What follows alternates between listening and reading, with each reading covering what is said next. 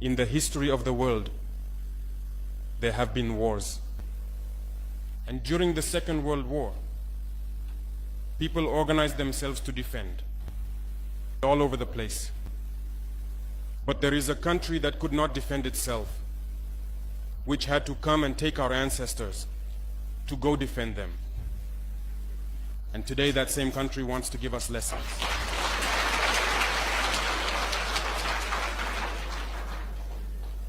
The pot calling the kettle black. Burkina Faso doesn't make headlines, and maybe that's intentional. While the world looked away, this landlocked nation expelled a former empire, built its airplane, reclaimed its gold, and housed tens of thousands without foreign help. These aren't just amazing facts. They're warnings to a global system that never expected Africa to stand on its own. And today we are talking about 10 most shocking, unbelievable, and utterly real facts about Burkina Faso.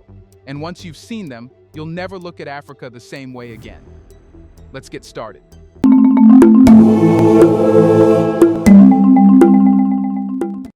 Number 10. The country that declared independence. Twice. When Burkina Faso first gained independence in 1960, it was on paper. French flags came down, yes. New national symbols went up, yes. But what didn't change was the control. The language stayed French. The currency stayed French. The military relied on French advisors.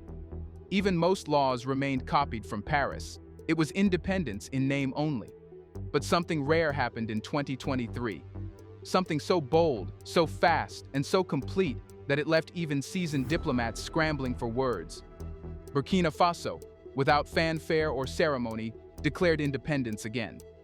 Not by issuing a speech or passing a symbolic resolution, but by kicking France out in real time. It started with a letter, a single-page notification sent to the Élysée Palace in Paris. All French troops must leave Burkinabe territory within 72 hours. This wasn't a press release. It was an eviction notice. No joint meetings, no compromise tables, no behind-the-scenes bargaining. French soldiers based at Camboinsen were told to prepare for immediate departure. Logistics officers from Burkina Faso's military were ordered to supervise their withdrawal, not as hosts, but as sovereigns reasserting control. Within hours, the French ambassador was also expelled. He had no warning. His expulsion was so sudden, the embassy had to request a safe exit under local police escort. Then came the shutdown of Radio France Internationale and France 24, both banned indefinitely for spreading colonial propaganda and falsehoods. But perhaps the most strategic move of all?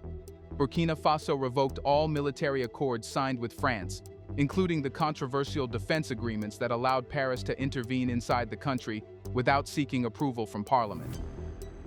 Those agreements had stood for decades. With one decree, they were gone. This wasn't noise, it was precision. It wasn't a rebellion, it was control. And France, for once, could do nothing. Analysts across the Sahel called it the fastest full-scale severing of neo-colonial ties ever recorded in Francophone Africa. Most regional coups still retain France for technical assistance. Not here. Burkina Faso didn't just change direction, it cut the steering wheel loose. The question is, why? Why would a nation surrounded by enemies, internally unstable, and economically vulnerable risk cutting off its most powerful patron? Because it had already done it once and paid the price for trusting the outcome. In the 1980s, under the revolutionary leadership of Thomas Sankara, Burkina Faso took a similar stand. Sankara refused World Bank loans, kicked out exploitative foreign companies, nationalized land, vaccinated millions, and declared, "We must dare to invent the future." He even renamed the country from Upper Volta to Burkina Faso, land of upright people. But in 1987, Sankara was assassinated. The killers were armed and supported by regional actors tied to France. After his death, his reforms were reversed, his allies were exiled or killed, and the nation was dragged back under the grip of old powers. Foreign influence crept back in, silently but steadily. So in 2023, the Second Declaration of Independence wasn't just political, it was historical. It was the unfinished mission of 1987 brought back to life.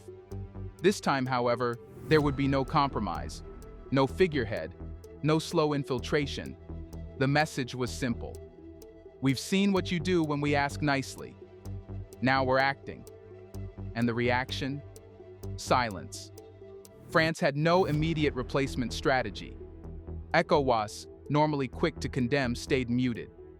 Even the United States issued only a soft statement of concern because no one expected it. No one had a plan B.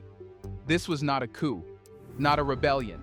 It was a redefinition of the relationship between a small African state and the former empire that once dominated it. But the most shocking part? Burkina Faso didn't fall apart after the exit. It stabilized. Within 6 months, border security improved. Attacks by insurgents decreased in key regions. Defense spending was redirected toward domestic production. And for the first time in 20 years, young Burkinabe said they could see themselves staying in the country, not fleeing to Europe. What the world witnessed wasn't a breakdown, it was a controlled detachment. Burkina Faso didn't slam the door. It locked it from the inside and quietly walked away. Now, Burkina Faso is one of the few states that isn't controlled by anyone. Number 9. First homemade plane. When Burkina Faso closed the door on France, the world watched from a distance, curious, skeptical, and quietly amused. Foreign analysts predicted a collapse. Pundits chuckled about how a landlocked, aid-dependent country can't survive without its former masters. The assumption was clear.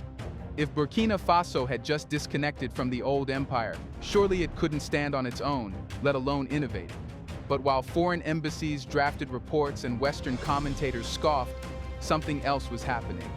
Far from the cameras, in an unmarked hangar outside Bobo Dioulasso, engineers were building an aircraft, not assembling spare parts, not repainting imported shells, designing, engineering, and constructing an actual plane from the ground up, inside Burkina Faso, using local materials, local minds, and a very deliberate silence. Even many inside the country didn't know. The project had no social media hashtags, no Innovation Day press releases. It was protected under a little-known military-industrial clause passed quietly in late 2023, allowing the state to classify sovereignty-enhancing technology as a national defense secret. By the time the world learned of the project's existence, the plane was already complete. It was May 2025, a dry, quiet afternoon in the Western Highlands. The hangar doors opened slowly. Witnesses say there were only a dozen engineers, 1 senior Air Force officer, and 2 government officials present. No journalists, no live feed. And then it flew. A sleek twin-seat propeller craft, built primarily from a composite polymer reinforced with cotton cellulose, a Burkinabe innovation derived from agricultural waste. Its engine was adapted from a Chinese dual-fuel model, but the airframe, avionics housing, and design software were all locally developed at the 2IE Institute, a regional hub for applied engineering. The world didn't laugh anymore. Why does this matter? Because no landlocked African nation had ever done it. Not Niger, not Chad, not even oil-rich South Sudan, and certainly not without foreign contracts, heavy debt, or decades of Western university partnerships. Burkina Faso skipped the process. It refused to beg. It simply decided to do what it wasn't allowed to do, and then it did it. And there's more. The aircraft wasn't a luxury prototype or a one-time proof of concept. According to internal planning documents later leaked by a senior official, it was the first in a planned fleet. Not fighter jets, not passenger liners, but multi-purpose utility aircraft designed for surveillance, border patrol, and logistical support. Aircraft that could fly over Burkina Faso's vast conflict-ridden terrain, land on makeshift airstrips, and require minimal maintenance. Every design element reflected this focus on self-reliance. The wingspan was optimized for slow-speed maneuverability. The fuselage compartments were modular, able to be reconfigured for cargo, water tanks, or surveillance kits. Even the control panel was simplified, tailored for domestic pilot training programs to cut down reliance on expensive foreign aviation academies. But the real brilliance lay in the aircraft's maintenance architecture. Instead of relying on hard-to-import avionics systems, it was designed around open-source flight software and mechanical systems that could be repaired using common tools found in Burkinabe workshops. This wasn't just an aircraft, it was a philosophy in flight, self-sufficiency, adaptability, invisibility. Foreign intelligence agencies were caught off guard. A confidential NATO regional briefing leaked later that summer described the plane as a disruptive outlier, noting that Burkina Faso appears to be developing military-adjacent aviation capacity without external contractors, a strategic anomaly. The same NATO report included an astonishing admission. No observable procurement channels matched this asset. The project remained undetected for at least 12 months. How did they do it? The answer lies in how Burkina Faso sees innovation. While Western governments hold innovation festivals and invite consultants to draft blueprints, Burkina Faso simply turned its back on applause and built for function. They didn't need applause, they needed wings. And this changes the narrative. Because once a nation can build machines, fly them, repair them, and do it all without permission, it's no longer powerless, it's no longer isolated, it's no longer dependent. Number 8. Western troops out, Russian diplomats. When Burkina Faso's aircraft lifted off from that quiet hangar in Bobo-Dioulasso, it wasn't just a flight, it was a symbol. A country that could build its wings was building something else too, its independence.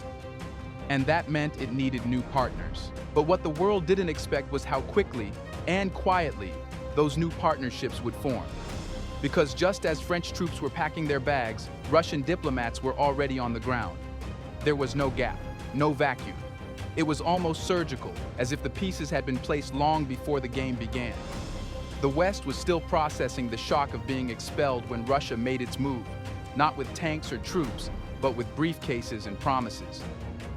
In March 2023, barely a month after France's military departure, a small Russian delegation arrived in Ouagadougou. Officially, it was a cultural exchange. Unofficially, it was the first stage of a new security and economic pact. What raised eyebrows was how prepared the Russian envoys were. They didn't ask where to stay. They brought their security detail, requested sealed meeting rooms, and carried encryption gear. According to sources in Burkina Faso's foreign ministry, some of the Russians had been in touch with Burkinabe defense officials months before the French withdrawal, not as spies, as strategists. Burkina Faso, it turns out, wasn't moving chaotically. It was executing a plan. By April 2023, satellite imagery picked up something unusual near a formerly abandoned logistics depot outside Koudougou. What had been a defunct UN storage site was suddenly bustling with new infrastructure, military tents, antenna masts, and armored vehicles with no markings. Western intelligence analysts were puzzled. They assumed it was a Burkinabe expansion project, until they noticed the vehicles were not French, not Chinese, but Russian Ural trucks, equipped with encrypted comms modules used by Russian advisors in Syria. A week later, Russian military trainers were spotted at Po National Military Academy conducting closed-door sessions on asymmetric defense, drone operation, and battlefield forensics. This was confirmed in a leaked internal bulletin shared by Burkina Faso's Joint Task Force, which noted that new doctrine training partners have arrived under direct executive authority. Who invited them? No public treaty was signed. No parliament was consulted. But it didn't matter. The authority came from the top, and unlike Western advisors, the Russians didn't come with demands for policy changes, media privileges, or economic concessions. They came to train, and they came to listen. But it wasn't just soldiers arriving. By mid-2023, Russian mining executives, representatives of Rosatom, and diplomatic trade envoys began appearing in Ouagadougou's economic forums, quietly forging deals that had once been the exclusive domain of French or Canadian companies. One such deal involved the Kalsaka gold reserve, which had long been tied up in legal disputes with Canadian investors after years of alleged exploitation. The Burkinabe government terminated those contracts and began renegotiations, this time directly with a Russian-led syndicate offering 70% state revenue share and no requirement for repatriating profits abroad.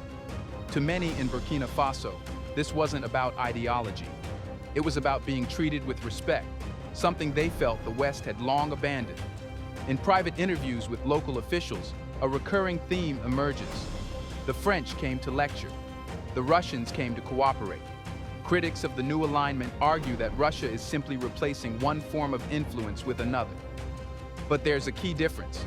The Russians didn't demand control of the narrative.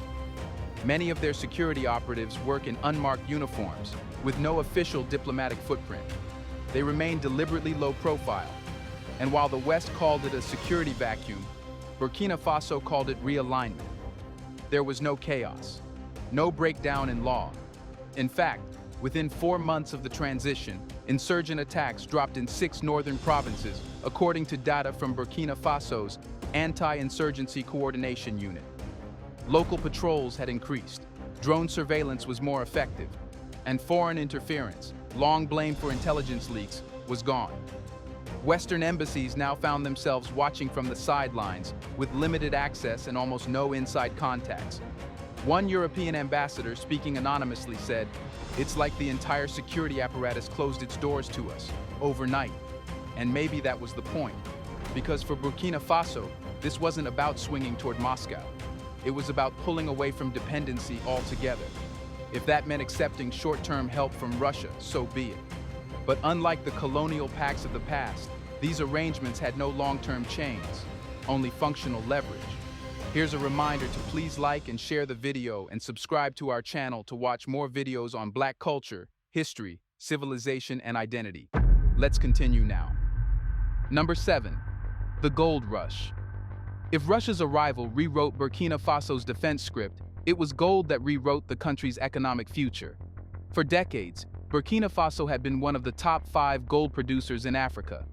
Its soil held enormous reserves, veins running deep through the Sahel, shimmering with promise. But if you followed the money trail, you'd notice something strange. The wealth never stayed. Multinational companies, mostly Canadian, Australian, and South African, operated the biggest mines. Their contracts, inked in English and French, were buried under layers of legalese and offshore entities. What they paid in taxes was often less than what they spent on corporate dinners. In 2021 alone, Burkina Faso exported over $4 billion worth of gold, yet more than 70% of those earnings never touched Burkinabe banks. That gold didn't build schools. It didn't fund hospitals. It vanished, repatriated to distant capitals, protected by favorable treaties signed long before today's generation came of age. But that changed in 2024, not with a press conference, but with a signature. In November of that year, the Burkinabe Council of Ministers approved the launch of the country's first-ever national gold refinery. No foreign co-owners, no backdoor equity holders. A 100% state-owned facility capable of refining 400 kilograms of gold per day, the equivalent of nearly $30 million in processed bullion every week. Construction began immediately on the outskirts of Ouagadougou. The refinery wasn't just a factory, it was a statement, a structure of sovereignty. Every brick was laid with intention. No more raw exports, no more dependency on foreign smelters, no more invisible profits.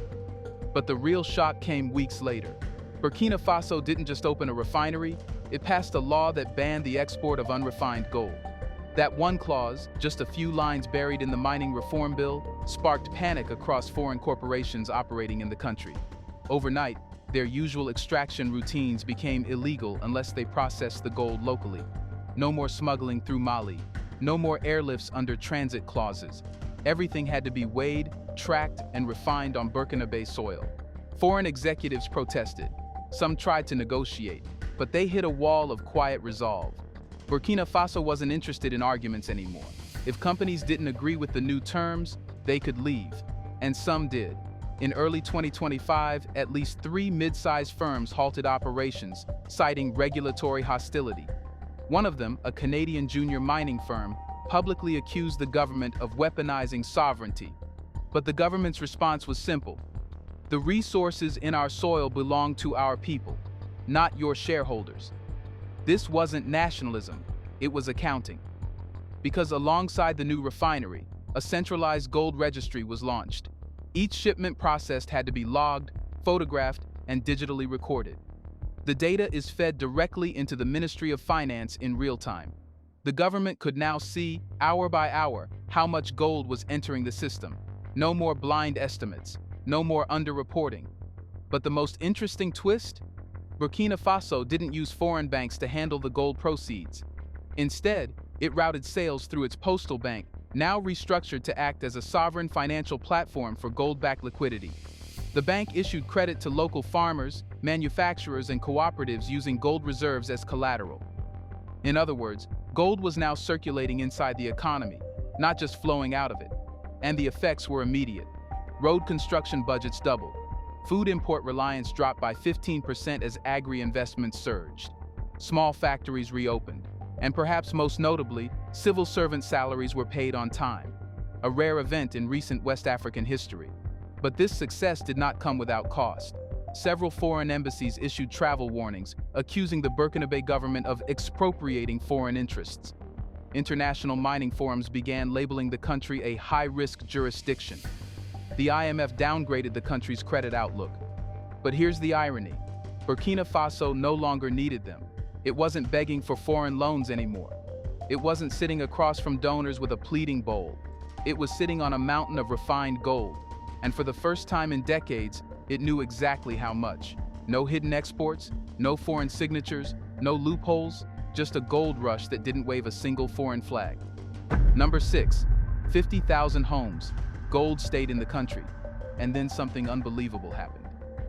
While the IMF was downgrading Burkina Faso's credit score, Western media fixated on the supposed economic vacuum left by French and American withdrawal. And while policy think tanks debated if Burkina Faso might collapse within 12 months, something was rising across the dry Sahel plains. Houses. Tens of thousands of them. Rows of modest but durable homes, quietly built in the very communities torn apart by war, displacement, and no ribbon-cutting ceremonies, no donor plaques, no international contractors, just neglect. By the end of 2024, over 50,000 new homes had been completed and handed over. Not promised, not proposed, but delivered. These weren't temporary shelters or plastic-roofed camps.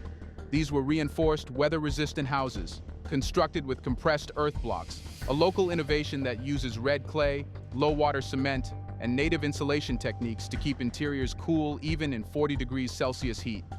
And who funded it? Not the World Bank, not USAID, not the European Union. Burkina Faso funded it using its gold reserves and local tax collection. According to internal budget documents released quietly by the Ministry of Housing, nearly $180 million in state funds were redirected toward emergency housing between early 2023 and late 2024. The funding breakdown reveals that the government didn't borrow. It liquidated a portion of its newly refined gold through regional trade banks in Bamako and Lomé, converting assets into construction budgets without touching foreign aid pipelines. It wasn't just the financing that shocked observers. It was the speed and decentralization of the operation. The project didn't run from a single central office.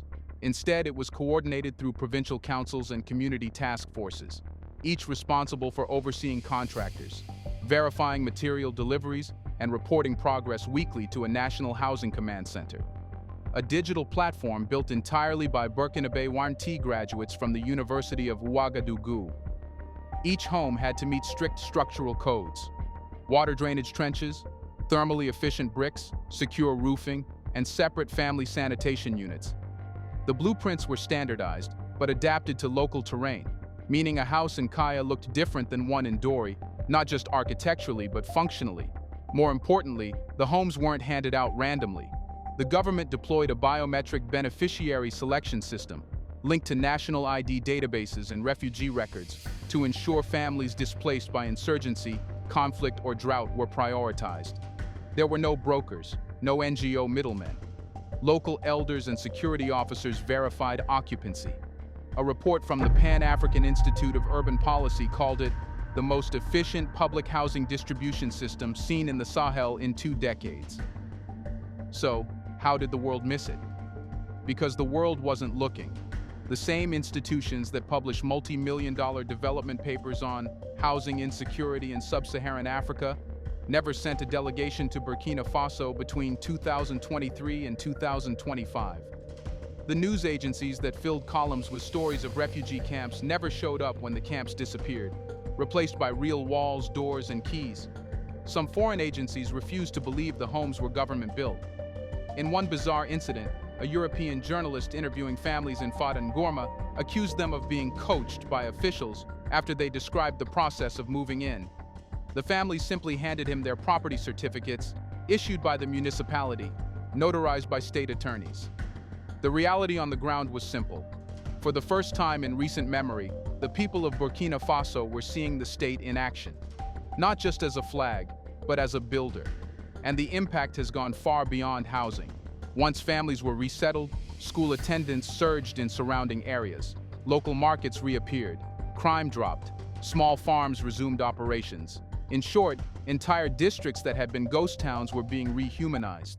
One such example is the Zitenga commune, once a hotspot for insurgent activity. After the housing wave, the region recorded a 75% decline in displacement and a 400% increase in school enrollment, according to Burkina Faso's National Bureau of Statistics. But what made it all possible wasn't concrete or land. It was the refusal to wait for permission.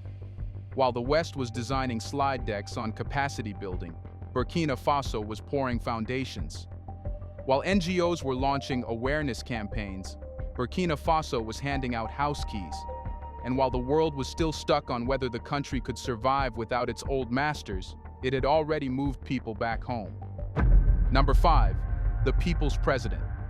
You can build houses, you can refine gold, you can even fly your planes. But none of it matters, not really, unless people believe in the one leading them. And belief is not bought, it is earned. So while foreign observers were still wondering who was financing Burkina Faso's transformation, the people of the country already had their answer. They'd seen him kneel. Not in a palace, not in a mosque built for cameras, but in the dust, shoulder to shoulder with frontline soldiers during Tabaski, the most sacred holiday on the Muslim calendar. Captain Ibrahim Traoré, the 34-year-old interim president, walked into a military prayer gathering in Gorsi, unannounced, dressed like everyone else. A plain white thobe, sandals, no vest, no military insignia, no podium, no speech, no ring of security. He knelt beside a young private barely out of his teens and an old sergeant missing a hand from an IED explosion.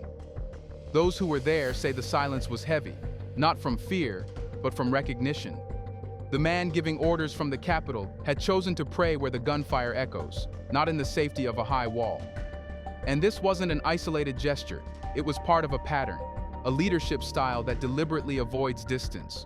Traoré rarely speaks from the stage. He's known for showing up in unmarked vehicles to surprise inspections at military barracks. He eats in canteens, not private residences. Even in state meetings, he prefers handwritten notes over teleprompters. This isn't symbolism, it's a policy.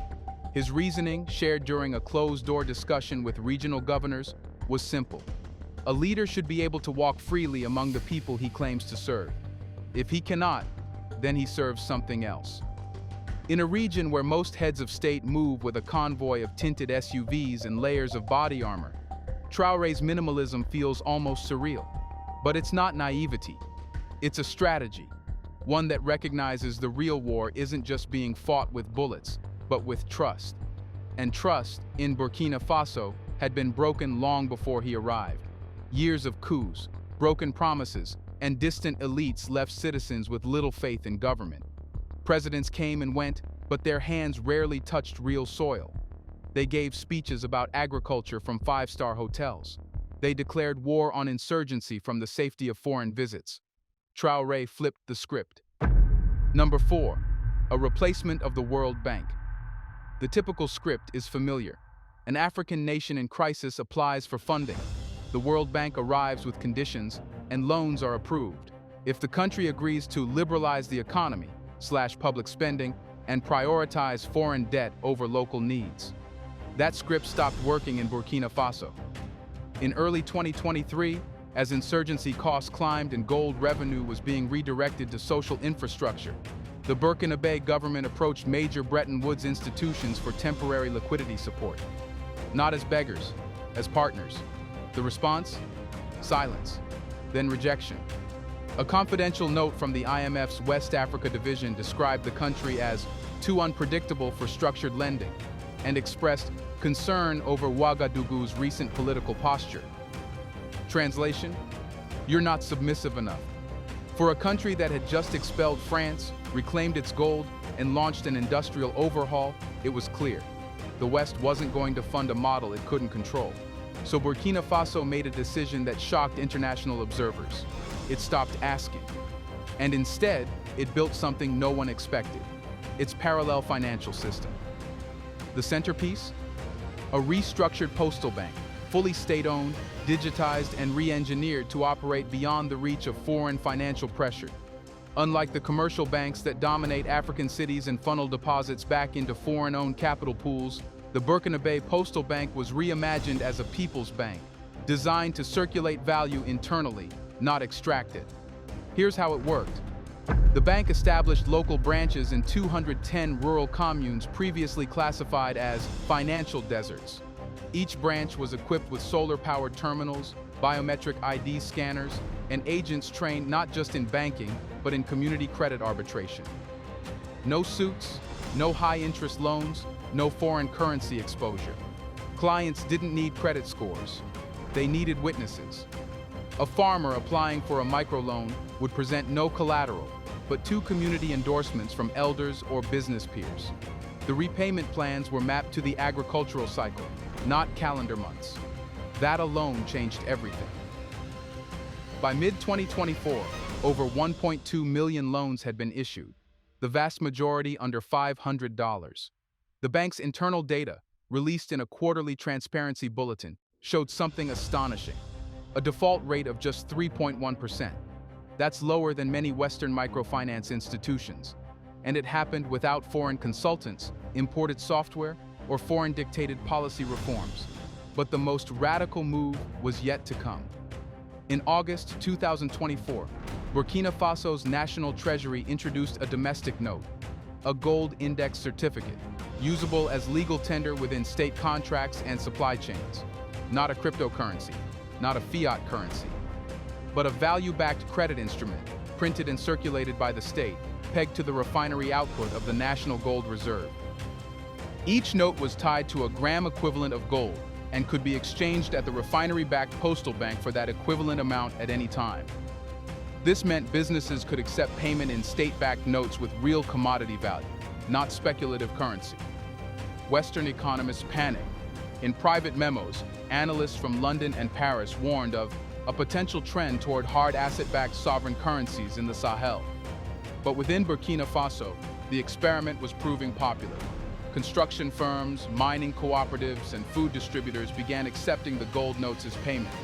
It allowed them to bypass the CFA franc, a colonial-era currency controlled by the French treasury, and finally anchor their operations to Burkina Faso's real economic output, not foreign inflation models. This was more than creative financing. It was a financial rebellion, and it worked. Number 3, trade independence. Every trade economist will tell you, if you're landlocked, you're at a disadvantage. No direct access to sea routes, higher logistics costs, and reliance on the goodwill of coastal neighbors. This isn't a theory, it's a fact. Globally, landlocked developing countries, LLDCs, pay up to 40% more in freight costs compared to coastal nations. The World Trade Organization has published entire volumes explaining why these countries can't become major exporters. But once again, Burkina Faso refused to read the rulebook. Because while the global development industry wrote papers about regional integration, Burkina Faso quietly rewired West African logistics without touching a single coastline. It began in late 2023, just after the launch of its state-backed gold notes. The government understood that national self-financing was only half the equation. If wealth remained trapped inside the country, the economy would stagnate. Burkina Faso needed a gateway to the world, and it needed one without begging for port access. So it turned inland. The government entered a series of high-speed negotiations with neighboring Togo, Ghana, and Côte d'Ivoire, but it wasn't asking for charity. It came with leverage: refined gold, cotton, lithium reserves, and regional security guarantees. In exchange for secure trade corridors and prioritized customs clearance, Burkina Faso offered intelligence cooperation, counterinsurgency coordination, and direct state-to-state commodity deals, bypassing corporate middlemen entirely. But the real breakthrough was the expansion of its dry port strategy. A dry port isn't a seaport. It's a fully equipped inland logistics hub that mimics everything a coastal port does: customs inspection, freight consolidation, warehousing, and multimodal loading.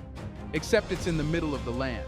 And Burkina Faso's case, it's right next to rail lines, highways, and protected corridors.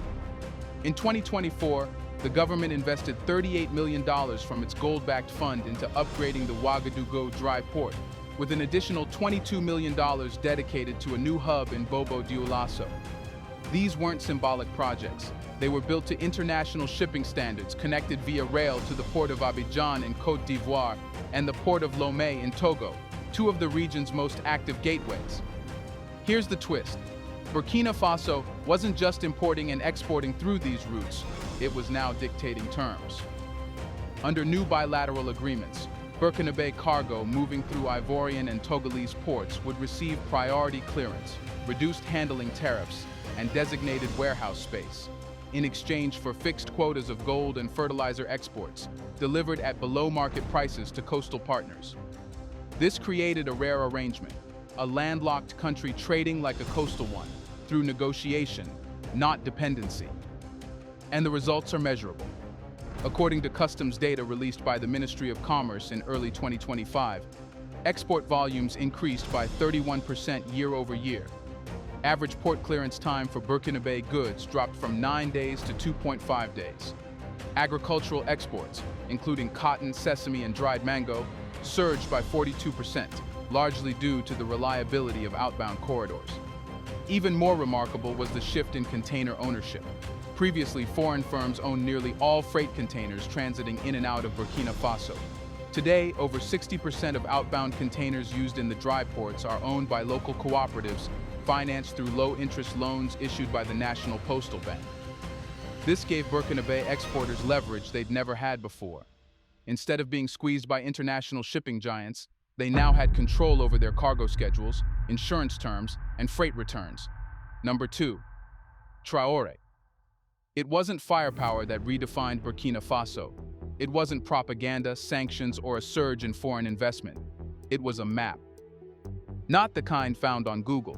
Not the kind with tourist trails or satellite overlays. This was a strategic operations map, drawn on craft paper and pinned with thumbtacks, according to insiders, showing every mine, every dry port, every rail junction, and every insurgent corridor, all plotted not for show, but for action. And at the center of it stood a man most of the world had never heard of until late 2022. Captain Ibrahim Traoré. Not a career politician, not a global diplomat, just a 34-year-old artillery officer who had studied geology in university, knew the terrain like the back of his hand, and understood something most seasoned analysts didn't. Whoever controls the flow of logistics, gold, grain, and guns controls the outcome of the war. And so while the world obsessed over who fired first in Burkina Faso's 2022 military shakeup, they missed the more important detail: how it was done.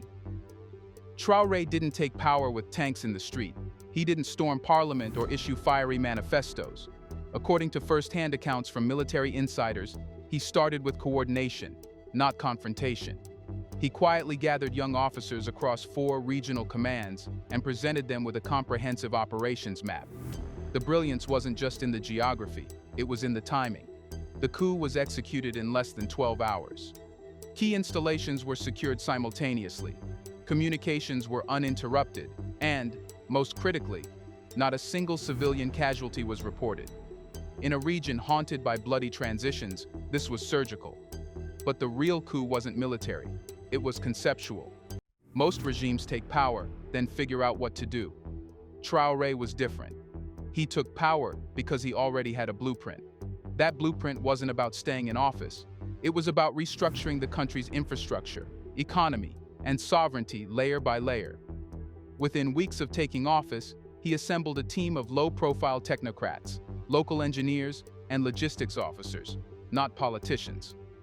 They began to implement the map. Every policy since has followed the lines he drew. Reclaim the gold, establish national refining, disconnect from French military intelligence, build dry ports, connect rail nodes to the Atlantic through bilateral treaties, launch a national banking system that functions beyond foreign debt structures. Establish data sovereignty through trade analytics. Integrate agriculture, military logistics, and infrastructure planning under a unified state platform. Each step sounded impossible until it wasn't. Each goal was met not through announcements, but through quiet, relentless execution. But how does a junior officer, with no presidential lineage or billionaire backing, pull this off? The answer lies in how he built trust. And he gained that trust with actions. Number 1. Safety. To the casual observer, Burkina Faso looks like a country at war with insurgents. But look closer, and a more unsettling truth emerges. Burkina Faso isn't just fighting armed groups. It's resisting an entire system designed to keep countries like it exactly where they are. Insurgency is real in the Sahel, but it's not the full picture. The attacks, the chaos, the displacement, they're symptoms. The disease runs deeper. For decades, security in Burkina Faso wasn't about safety. It was about control. Who could move troops where? Who got to sell weapons under the guise of peacekeeping? And who received counterinsurgency funding as a leash to dictate policy? Every foreign military base, every surveillance drone in the sky, every aid convoy branded with Western flags was part of that system. A system that thrives on instability, because instability justifies permanent dependency. As long as the threat never ends, neither does the need for outside help. That's the game. But what happens when a country like Burkina Faso decides to stop playing? We've seen it unfold across this story, not through speeches, but actions. They expel foreign troops. They shut off French intelligence channels. They stop importing pre-written military doctrines from think tanks thousands of miles away. They build their air surveillance systems, their own drone programs, their own territorial command structures. And they don't just resist militarily, they challenge the logic behind the entire global response to insurgency. Because what Burkina Faso is saying, in silence, in steel, in bricks, in rice, in railways, is this: we will no longer be defined by a problem we didn't create. Burkina Faso is not pretending that the old system can be reformed. It's replacing it. And that terrifies the institutions built to enforce the illusion of progress. The banks, the NGOs, the media houses, the embassies. Because once people believe they don't need those intermediaries anymore, the game ends. The insurgents still attack, yes, but the country fights them on its terms now. And so far, they are doing better than before. Now let's answer the million-dollar question. Should people visit Burkina Faso? And why visit Burkina Faso? Well, because it's not performing for tourists, it's performing for itself. And in doing so, it's created one of the most authentic, self-determined, and quietly revolutionary places on Earth. Here, you won't find fake smiles and curated resorts. You'll find real people, rebuilding a country on their terms, and welcoming you not as a customer, but as a guest. You'll see living heritage in Tibel, urban reinvention in Ouagadougou, resistance etched into gold, and hope beating under silence. And maybe you'll walk away knowing you didn't just visit another country. You witnessed a new chapter of Africa before the rest of the world could catch up. Did you know all this about Burkina Faso? Are you surprised? Let us know in the comments section. Has Burkina Faso made it? Do you want to watch more videos like this one? If so, subscribe to our channel and press the bell icon next to it. We have decided to bring videos on something nobody talks about: the Black culture, civilization, history, and evidence about how glorious Blacks have been. Thanks for watching, and until the next video, stay tuned.